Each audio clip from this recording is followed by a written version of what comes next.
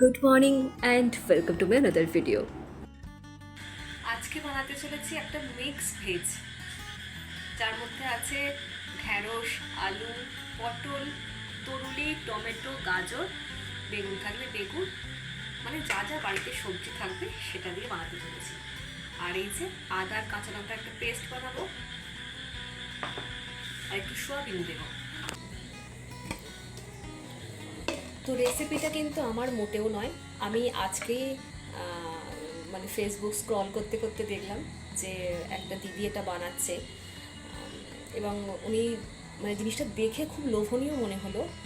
আর রাতের খাবারে, রুটি খাবারে বা পরোটার সঙ্গে দেখা যাক যে কীরকম হয়, আমিও দেখতে চাই। আর যেহেতু সমস্ত সবজি ছিল, ভাবলাম বানাই। রুটির সঙ্গে যে মিক্স ভেজ হোটেলে আমরা মানে খাই কিনে, তো সেই সবজিটা তো আমিও ভাবলাম যে একবার ট্রাই করেই দেখি। আর সমস্ত সবজি যখন বাড়িতে ছিল, ভাবলাম একবার করি। আর আজ তো সোমবার, সোমবার মানে তো রুটি তো আজকে করবো না, আজকে একটু পরোটাই করবো, হালকা একটু তেল দিয়ে জাস্ট নেড়ে দেবো, আর সঙ্গে মিক্স ভেজটা। তো আমি তো করছি, ভাবলাম আমি যখন করছি তোমাদের সঙ্গে শেয়ার করি, আর কীরকম খেতে হয় আদৌ সেটাও তোমাদেরকে বলবো। এরই মাঝে একটা ফোন এলো যে একবার নিচে এসো। আসলে ও টুকটাক কিছু কেনাকাটি করতে গেছিলো, সেগুলোই দিতে এসেছে। সোমবারে সাধারণত ছুটি থাকে, কিন্তু তা বলে এই নয় যে ও বাড়িতে থাকে, ও বাইরেই থাকে।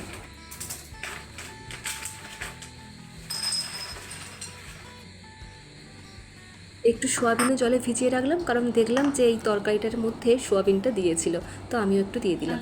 আদা কাঁচা লঙ্কাটা পেস্ট করে নিই, কারণ রাত অনেক হয়েছে, অন্যান্য দিনে এতক্ষণ আমার রান্না হয়ে যায়।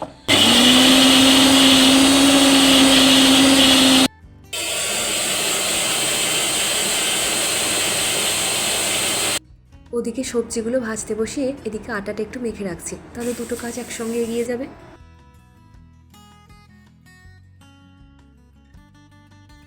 আমি তো ওদিকে সবজি ভাজতে বসিয়ে দিয়েছি, কিন্তু সেটা খুবই অল্প পরিমাণ তেল দিয়ে।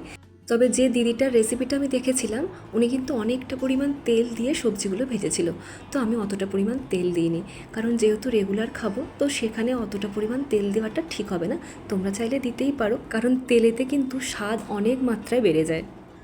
সবজি তো ভেজে তুলে নিলাম, এবার একটু তেল দিয়ে তার মধ্যে দিলাম 5 ফোড়ন আর পেঁয়াজ, আদা, কাঁচা লঙ্কার পেস্টটা।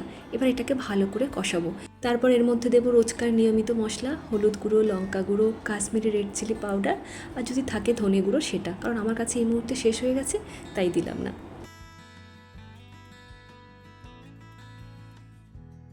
এর মধ্যে আরও একটা ইনগ্রিডিয়েন্টস অ্যাড করব, সেটা হচ্ছে হয় তড়কা মশলা, আর তা না হলে সবজি মশলা। তো আমার কাছে তড়কা মশলাটা অ্যাভেলেবেল ছিল, তাই ওটাই দিলাম। এর কারণেই কিন্তু স্বাদটা অনেকটা মাত্রায় বেড়ে যাবে। এরপর একটা মিডিয়াম সাইজের টমেটো দিলাম, আর সবজিগুলোও দিয়ে দিলাম। এবার এটাকে ভালো করে জাস্ট কষাতে থাকবো। আর হ্যাঁ, আমি কিন্তু ওদিকে সোয়াবিনটাকে সিদ্ধ করে রেখেছি, সেটা এর মধ্যে এখন দিয়ে দেবো। আর হালকা নুন আর মিষ্টি স্বাদের ব্যালেন্সের জন্য। কোনো রকম জল কিন্তু এর মধ্যে দেবো না, নুন দেওয়ার ফলে সবজি তো জল ছাড়তে শুরু করবে, তো সেখান থেকেই এটা সিদ্ধ হয়ে যাবে। এবার এটা ভালো করে কষিয়ে নিয়ে একদম আঁচটাকে সিম করে দিয়ে একটা ঢাকা দিয়ে দেবো। মাঝে মাঝে একটু নেড়ে দেবো যতক্ষণ না সবজিটা সিদ্ধ হচ্ছে। আমি কিন্তু এর আগেও দুবার দেখেছি, তখন তো সবজিটা সিদ্ধ হয়নি, তাই সেটা নামাইনি। এখন এবার পারফেক্টভাবে কুক হয়ে গেছে, এবার এটাকে জাস্ট নামিয়ে নেব।